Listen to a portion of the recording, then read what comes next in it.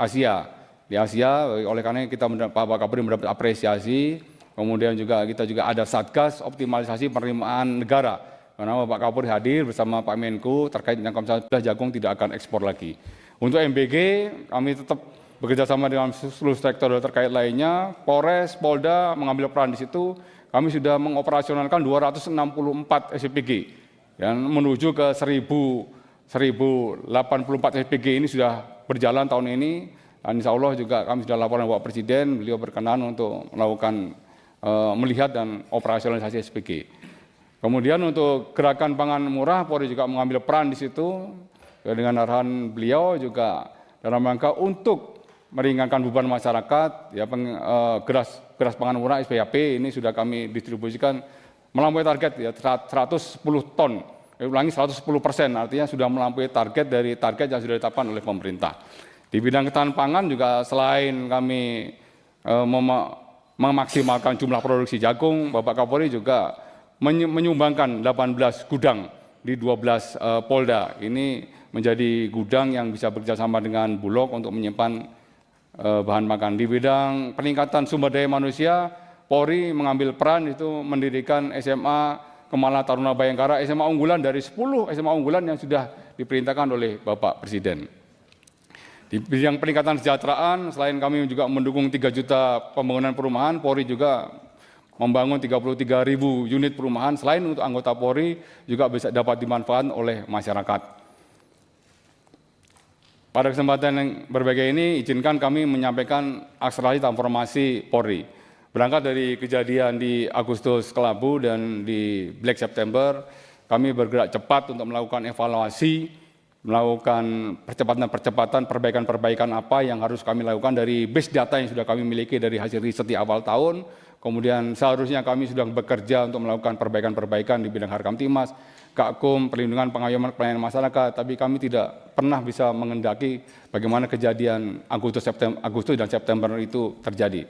Maka kami tetap melakukan evaluasi, melakukan perbaikan-perbaikan, mendengar semua apa yang menjadi aspirasi publik, juga kami mengundang dari penasihat ahli Kapolri dari berbagai macam lapisan, dari akademisi, dari budayawan, dan dari semua pihak.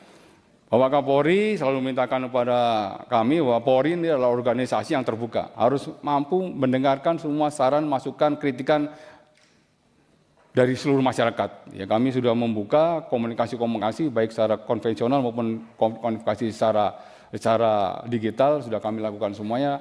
Ada forum belajar, kemudian menerima masukan dari koalisi masyarakat sipil dan juga dari penasihat ahli, dari akademisi maupun dari para purnawirawan. Dari konsep tersebut kami merumuskan konsep, ya kami melihat bahwa kondisi ideal ini public trust Polri harus terus dibangun menjadi lebih baik, kemudian Sipkamtimas harus menjadi kondusif, kemudian organisasi yang betul-betul menjadi lebih profesional, yang menjadi lebih baik. Kondisi faktual memang public trust kami rendah, karena ini masih menjadi PR kami, tapi kami terus berbuat. Ya, kami tidak akan pernah berhenti, tidak akan lelah untuk berhenti, terus melakukan perbaikan-perbaikan sesuai dengan apa yang menjadi harapan masyarakat.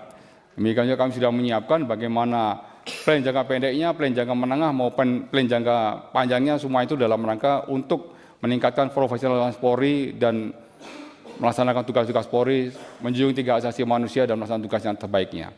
Kemudian akselerasi transformasi kami laporkan juga Bapak Kapolri, Bapak Listo Sigit sudah mencanangkan kebijakan 4 di bidang transformasi Polri menuju Polri yang presisi, yaitu transformasi di bidang organisasi, transformasi di bidang operasional, transformasi di bidang pelayanan publik, dan transformasi di bidang pengawasan. Kami melihat 4 transformasi ini tetap masih berjalan, tapi bagaimana kami harus menyerap apa yang menjadi tuntutan masyarakat, apa yang menjadi harapan masyarakat, kami menambahkan menjadi 4 transformasi pendukung lainnya, jadi 8. Yaitu transformasi di bidang humas, transformasi di bidang teknologi ini kaitan dengan pelayanan publik yang berbasis digital, transformasi di bidang pendidikan dan SDM ini penting dalam rangka untuk meningkatkan kapasitas, kapabilitas, dan kompetensi personil. Ini merupakan jawaban kalau organisasi ini akan berubah menjadi baik, manpoweringnya harus dibetulin. Oleh karenanya juga kami di bidang regulasi pun banyak regulasi-regulasi menjadi sorotan publik yang harus kami lakukan perbaikan-perbaikan. Untuk merubah wajah pelayanan kepolisian dari hasil riset, dari hasil masukan, saran, ada beberapa poin yang harus kami lakukan perubahan, yaitu yang penting perubahan paradigma penanganan unjuk rasa.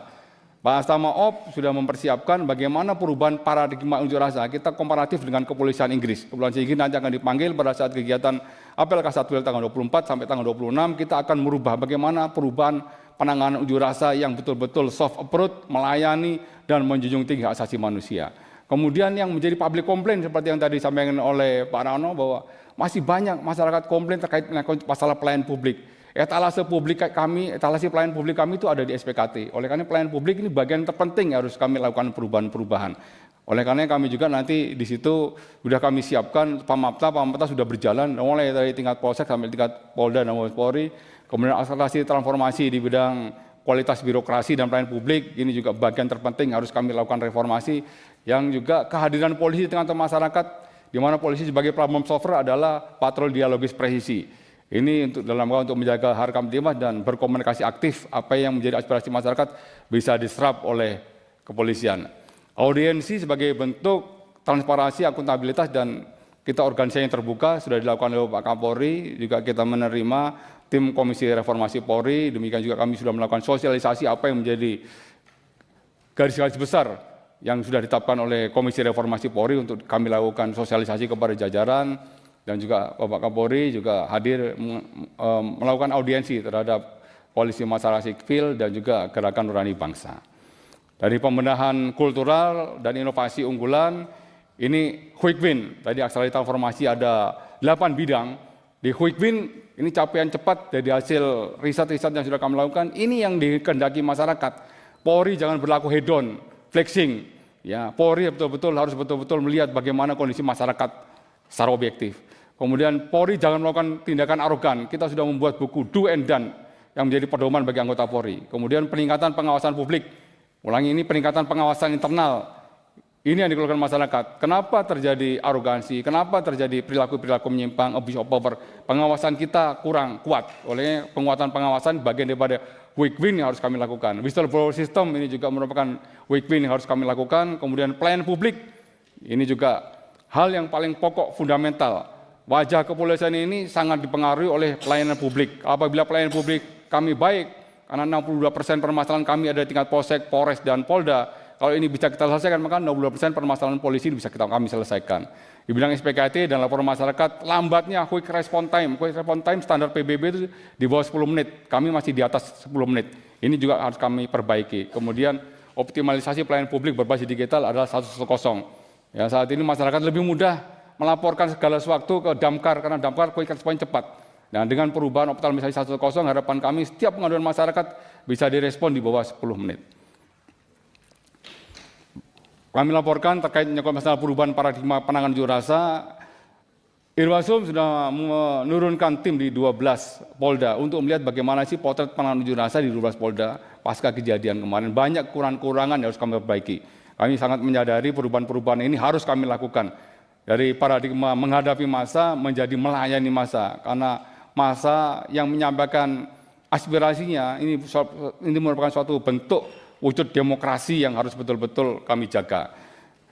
Kualitas peningkatan interaksi dengan masyarakat dengan patroli dialogis presisi, kami sudah membuat beberapa pilot project baik di Denpasar sebagai representasi polisi hadir pelayanan secara internasional. Di Jakarta Pak Astama-op sudah melakukan proyek juga ada di Jakarta Selatan maupun di Jakarta di Depok. Ini kami akan melakukan dengan Park, Kentok, juga semua kelengkapan patroli. Kita juga menggunakan body worm, ini juga akan kita gunakan dan menggunakan peralatan-peralatan yang mudah untuk kita lakukan pengontrolan. Di bidang community policing ini bagian terpenting. Bapak Kapolri juga melaksanakan kegiatan apel ojol Kamtimas.